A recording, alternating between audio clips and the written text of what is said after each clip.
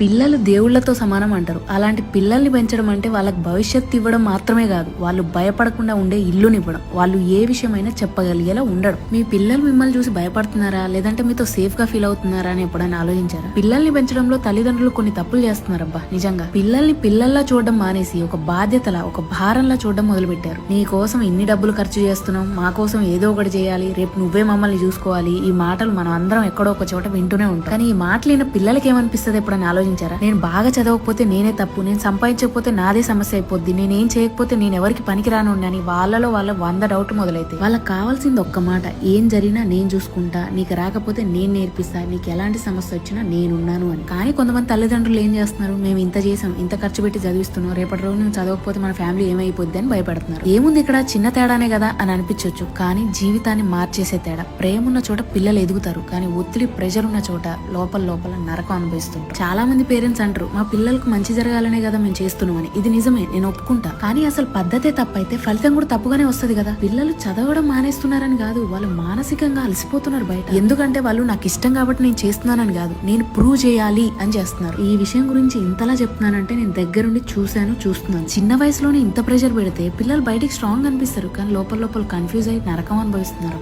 ఇంట్లో గొడవలు, బయట చదువు ప్రెషర్, వాళ్ళు ఇంకెక్కడ ఎలా సెటిల్ అవుతారు? ఒక్కసారి ఆలోచించండి. ఇదా పిల్లలకి ఇవ్వాల్సిన లైఫ్? వాళ్ళేం మిషన్స్ కాదు కదా స్విచ్ ఆన్ చేయగానే చదవడానికి. వాళ్ళకు కూడా కొన్ని ఫీలింగ్స్ ఉంటాయి, భయం ఉంటది, బెంగ ఉంటది, అన్ని ఉంటాయి. మీరు వాళ్ళకి వినిపించేది మార్క్స్, ర్యాంక్స్, కానీ వాళ్ళు ఫీల్ అయ్యేది మీ లవ్. మీరు అడిగేది రిజల్ట్, వాళ్ళు ఎదురు చూసేది మీ సపోర్ట్. ఎస్, పిల్లల్ని పెంచడం అంటే వాళ్ళ నుంచి ఏదో ఒకటి ఆశించడం కాదు, వాళ్ళు పడిపోతే వాళ్ళ పక్కన నిలబడ్డం. డబ్బు పెట్టి ఫ్యూచర్ కొనలేము, కానీ ప్రేమతో వాళ్ళ లైఫ్ నిలబెట్టొచ్చు. ఏమంటారు? చలో.